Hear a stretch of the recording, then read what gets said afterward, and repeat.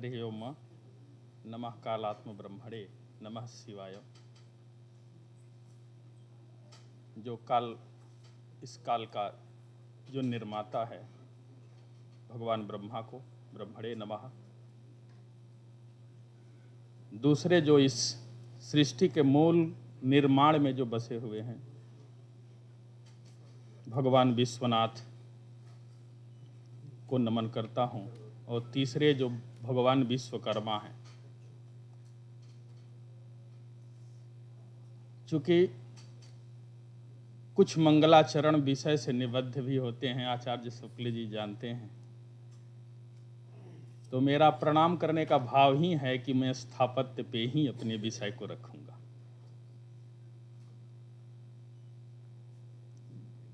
स्थापत्य की जो अपनी एक परंपरा है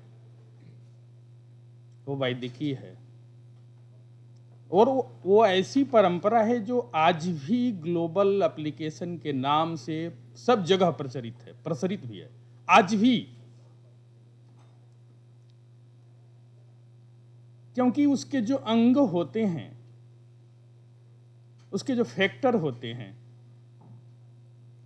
उसके मेजरमेंट के जो सिस्टम होते हैं वो बदले नहीं, क्योंकि उनका बेस नहीं बदला। देखिए, स्थपति हमारे गुरु जी विद्यमान हैं, मैं इनके चरणों में प्रणमांजलि समर्पित करता हूं। बिना स्थपति का स्थापत्य का कोई मतलब ही नहीं है।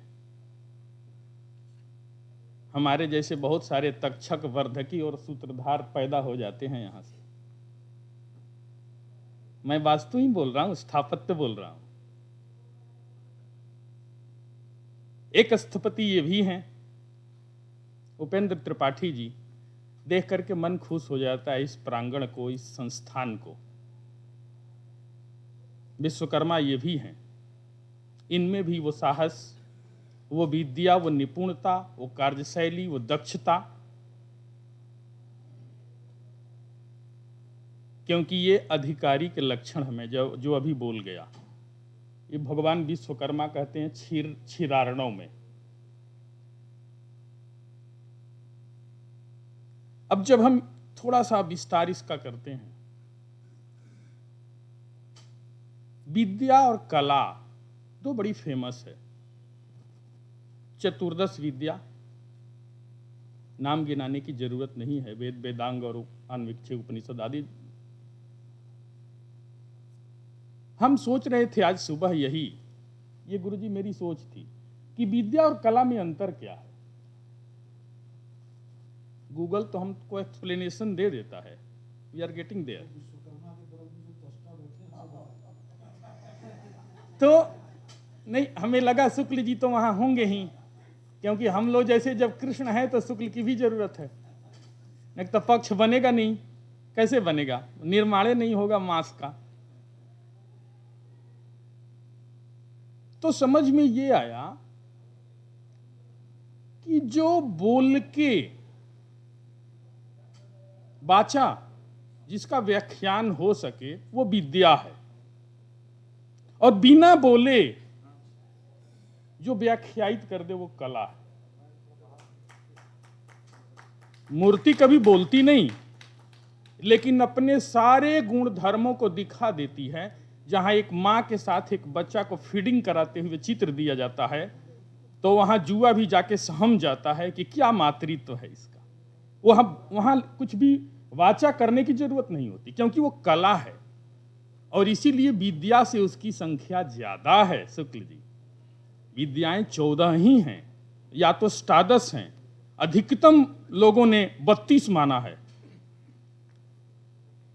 ये आधुनिक जो रेणु जी हैं या जो पांडे जी हैं वो लोग मानते हैं, जो आधुनिक बिल्कुल उसके वो हैं, विद्वान हैं दर्शन के। लेकिन कलाओं की संख्या 64 है। इसका मतलब है कहीं ना कहीं उसका विस्तार ज्यादा है, और विस्तार निर्भर करता है उसकी व्यापकता पर, उसकी उपयोगिता पर।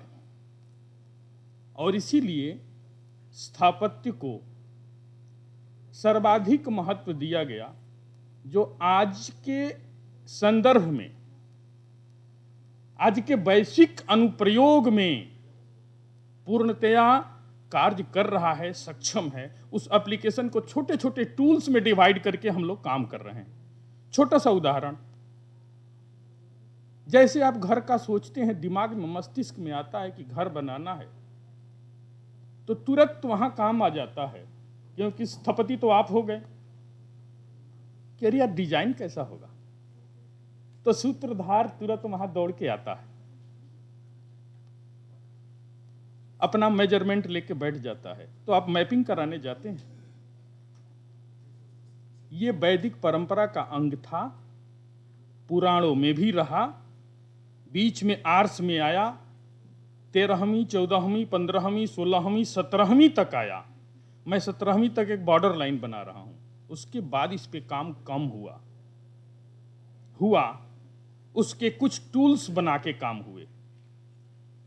बहुत व्यापक काम उस पे नहीं हुआ जिस क्रम में होना चाहिए था,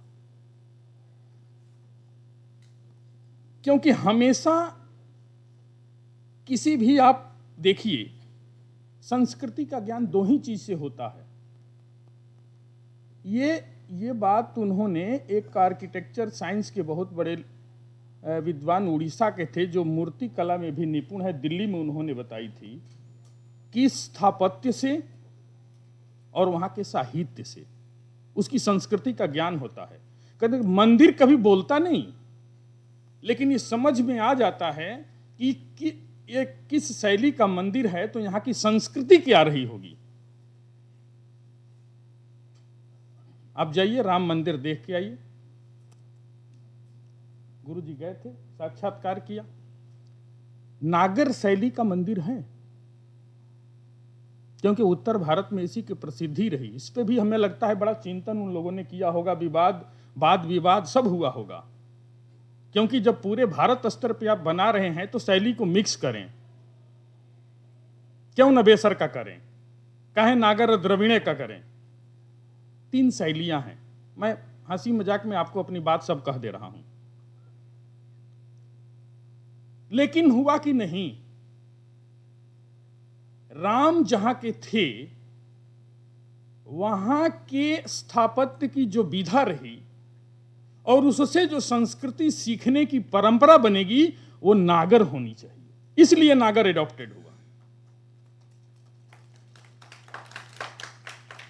दूसरी बात, चूंकि 10 ही मिनट है, उपेंद्र जी मेरे साथ बेईमानी भी करते रहते हैं, मेरा समय काट देते हैं, अब विषय भी काट देते हैं। आप देखेंगे फाइनल में तो मेरा विषय नहीं था, तो हम और थोड़ा स्वतंत्र हो गए। पहले तो थोड़ा ईर्ष्या हुआ कि गुरु जी से शिकायत करेंगे, सबका ही विषय डाले हैं, देखिए ब्रोशर में मेरा नहीं डाले हैं, जबकि मैंने 18 तारीख को इनको भेजा है, ईमेल है मेरे पास, दिखा सकता हूं। लेकिन फिर थोड़ी देर बाद खुशी हो गई कि चलो हमको स्वतंत्र कर दिया, केवल विवक्षित वाच्य ध्वनि पे नहीं बोलना है, पूरा काव्य प्रकाश पे बोलना है, तो कुछ भी मैं सुना सकता हूं। अस्तु, जब थोड़ी सी सब थोड़ा इसे थाली पुलक न्याय ही होगा, समय कम है, स्लाइड भी था, मैं नहीं सोचा चलाना, समय कम है इसलिए। विश्वकर्मा प्रकाश जो है उसमें भी, और जो विश्वकर्मा की एक बड़ी अच्छी रचना है क्षीरार्णव और दीपार्णव भी, उसे देखनी चाहिए। वो कहते हैं कि सबसे बड़ा जो निर्माता है वो भगवान इंद्र हैं। दूसरे में कहते हैं क्यों? क्योंकि वो विश्व के स्थपति हैं, वो देवों के स्थपति हैं। लेकिन कहा कि विश्व का स्थपति कौन है, तो कहा विश्वकर्मा।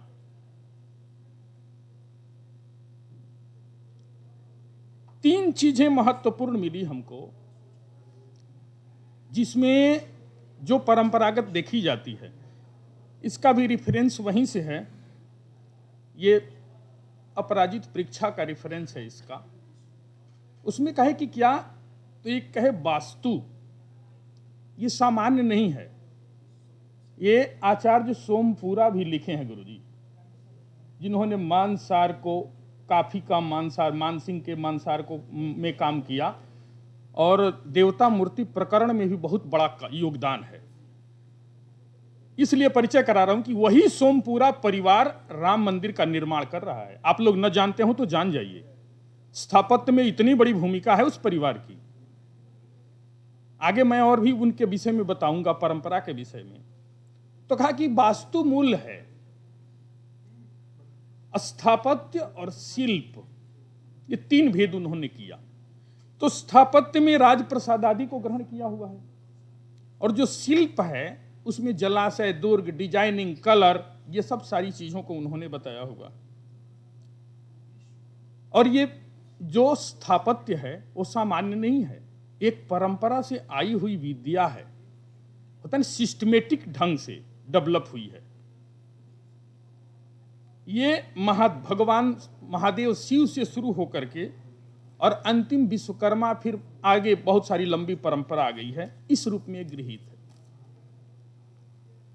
अब थोड़ा सा परिचय, इंट्रोडक्टरी जरूरी है स्थपति का। आप देखें, ये क्षीरनारायण की बात है, विश्वकर्मा की, उनकी किताब बड़ी अच्छी लगी स्थपति के हिसाब से।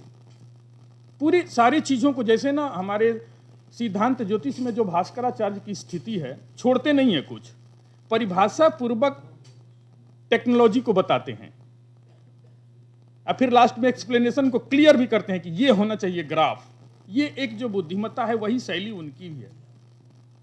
कहते हैं कि पश्चिम में सबसे बड़ा जो परिवार रहा स्थपति का, वो सोमपुरा परिवार रहा। और ये आपको जान के खुशी होगी कि ये ब्राह्मण होते हैं। हाँ, और सगोत्र में शादी भी नहीं, बहुत सारी वहां डिस्क्रिप्शंस हैं। वहां पूरब में जो इस काम को करते हैं उनको महाराणा कहा जाता है, लेकिन इनकी विशेषता मूर्ति में होती है। दक्षिण में जाइए, एक बड़ा सा समाज है, जैसे मैसूर के आपने देखा भगवान राम की मूर्ति जिन्होंने बनाई है,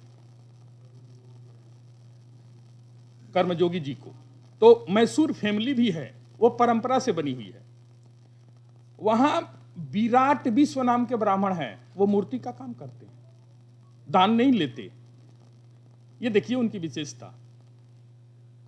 मैसूर, मदुरई, तेलंगाना, ये भी पंचानन के, इनकी टाइटल पंचानन है। ये इसी का स्थापत्य का काम करते हैं, केवल मूर्ति से नहीं, गृह का भी, प्रसाद का भी, दुर्ग का भी। उत्तर में स्थिति कमजोर रही 13वीं के बाद।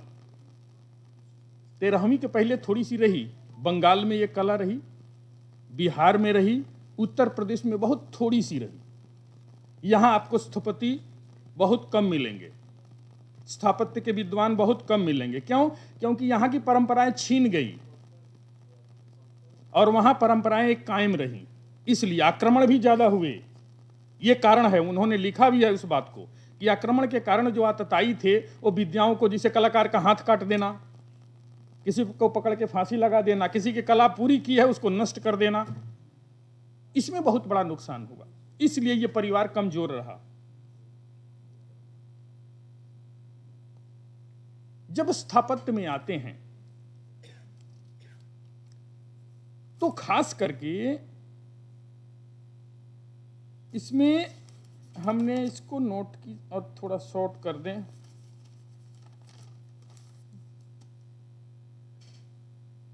चार विधा, कई ग्रंथों के आधार पर हमने इसको थोड़ा सा निकाला है। एक तो मूर्ति की परंपरा आप देखें, मिट्टी से आरंभ करके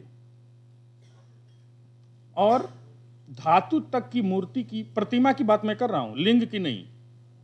लिंग में तो रत्न भी आता है, और पूरी स्केलिंग है। ये एप्लीकेशन देखिए,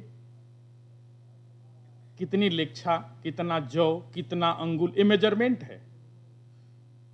कितना बड़ा लिंग तो कितना बड़ा भवन। इसको मैं एक बार बोला बता, यहां विश्वनाथ जी पर मेरा लेक्चर था।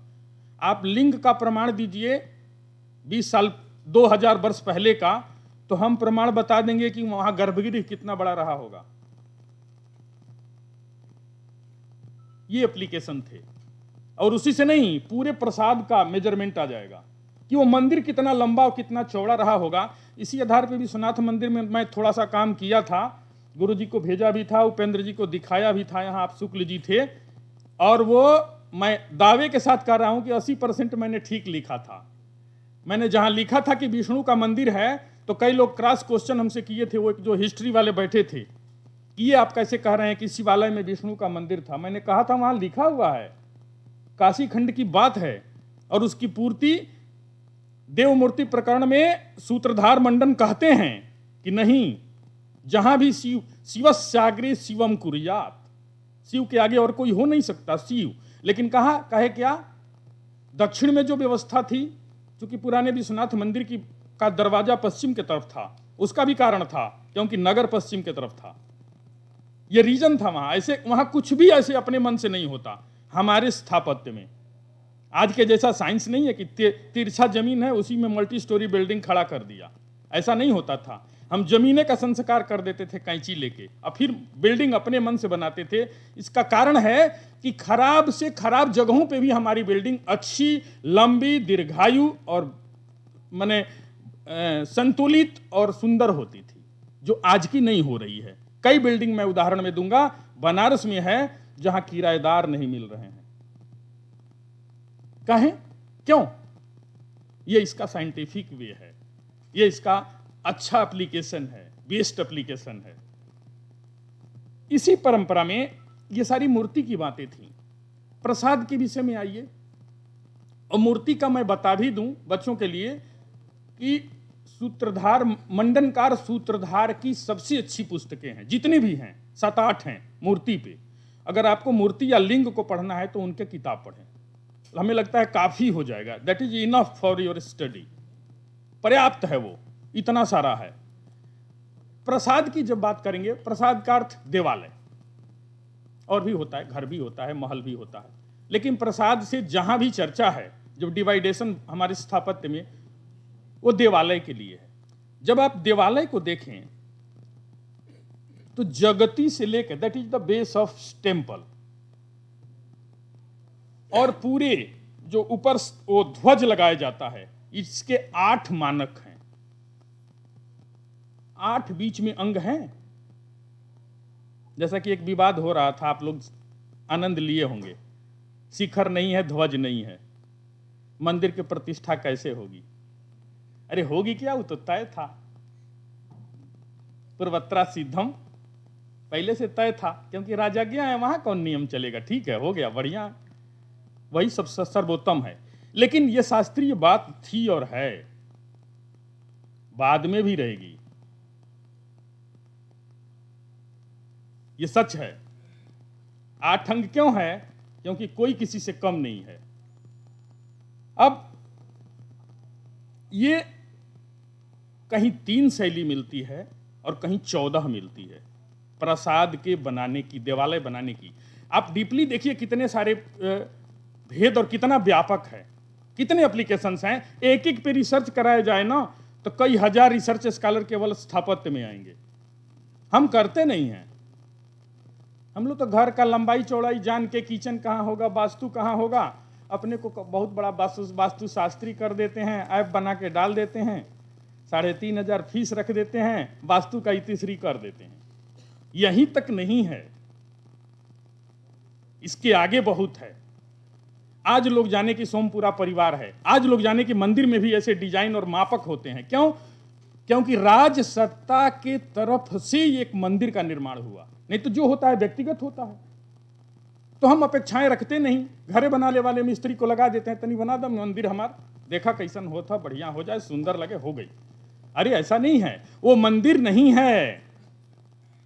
प्रासादो देव रूप स्यात्।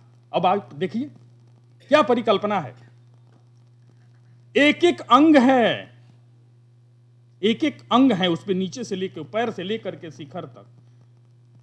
उस अंग में अंगी का निवास होता है। कुछ ऐसे भी आ गए थे बीच में, उपद्रवी या कहेंगे, नहीं कहना चाहिए गुरुजी, कह दे रहे हैं, कह रहे हैं कि जैसे गृह प्रवेश होता है वैसे मंदिर का प्रवेश होगा। क्या बोल रहे हैं आप? पढ़े लिखे आदमी बोल रहे हैं, यह वक्तव्य ठीक नहीं है। प्रसाद में और गृह में बहुत जमीन आसमान का अंतर है। That is different kinds. कहीं का बात कहीं, अरे आप बोलिए, आप बड़े पद पे हैं, कुछ भी बोल सकते हैं, शास्त्र बोलिए, कोई मानने के लिए तैयार नहीं है। आप बोलते ठीक है। तो ये हमेशा ऐसी बातें होनी चाहिए शास्त्र की। जब शास्त्रज्ञ हैं तो आपसे अपेक्षाएं हैं। अब इसका सबसे अच्छा ग्रंथ हमको क्षीरार्णव लगा। है तो बहुत सारे, प्रसाद मंडनम है, प्रसाद है, देवालय बा है, देवालय विमर्श है, लेकिन क्षीरार्णव बड़ी कंप्लीटली है। और अपराजित परीक्षा में भी कुछ अंश हैं जो एकदम लाइन बाय लाइन चल रहे हैं, जगती से लेकर के और ऊपर तक, ध्वज तक, ऐसे हो, इस डिजाइन का हो या ऐसे हो। ये इसलिए आपको बता रहे हैं कि आप वहां से ले सकते हैं, टेक्स्ट ले सकते हैं। नगर निवेश, ये भी एक डिजाइन है। नगर का निर्माण कैसे हो, पानी किधर निकले, किधर से आए, बाग किधर हो, बगीचा किधर हो, राजा किधर रहे, अश्वशाला किधर रहे। और सबसे महत्वपूर्ण जो हमारे जीवन में दैनिक चर्चा में उपयोग होता है वह गृह है, घर।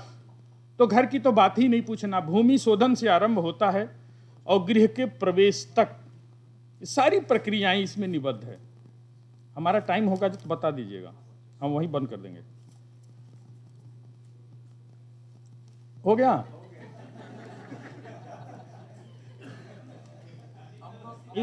इसीलिए गुरुजी हम पूरा पढ़ के नहीं आते हैं, लेकिन हम गुरुजी को सुनाते हैं और सुनाएंगे, मानेंगे नहीं। 1 मिनट, अपनी बात खत्म करेंगे। है बहुत सारा, पढ़ के आने में आनंद है ना।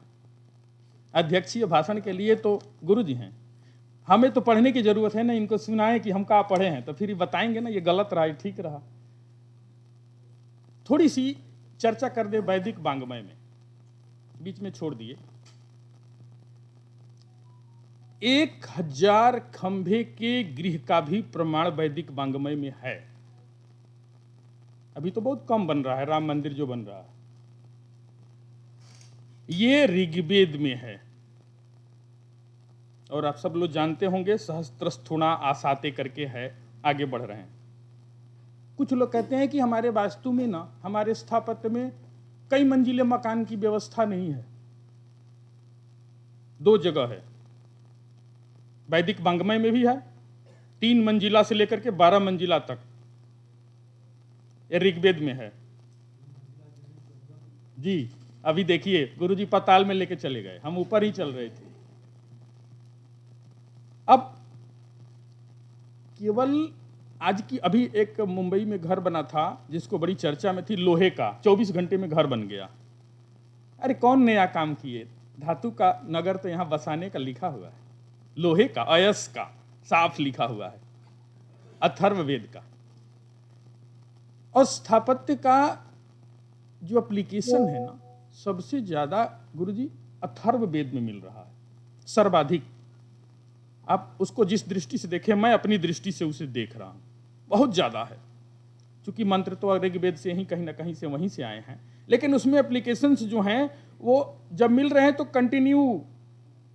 क्योंकि मैं ज्योतिष शास्त्र में कृषि विचार पे काम कर रहा था, तो देखा कि जब कृषि चल रही है तो कृषि ही चल रही है, वास्तु चल रहा है तो वास्तु ही चल रहा है। इसलिए अथर्ववेद को जरूर पढ़नी चाहिए।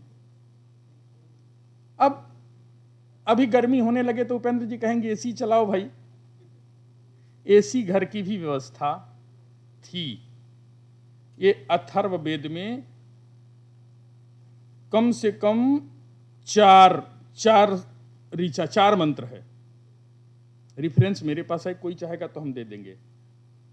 कैसे ठंडा करो, गर्म करो, ये ऐसे लिखा है, हिमस्वता जरायुड़ा साले परिव्यामसी शीत हृदय हिनो, ऐसे ऐसे करके मंत्र हैं। ये सारे प्रमाण है, इसको पढ़ने की जरूरत नहीं है। मैप की चर्चा खूब अच्छी खासी है अथर्ववेद में। द्विपक्ष, चतुष्पक्ष, द्विभूमिकः, त्रिभूमिकः, द्वादश भूमिकः तक पर्यंत। भूमिक माने वही जो बोलते हैं तल, भूमि माने तल, फ्लोर जो बोलते हैं।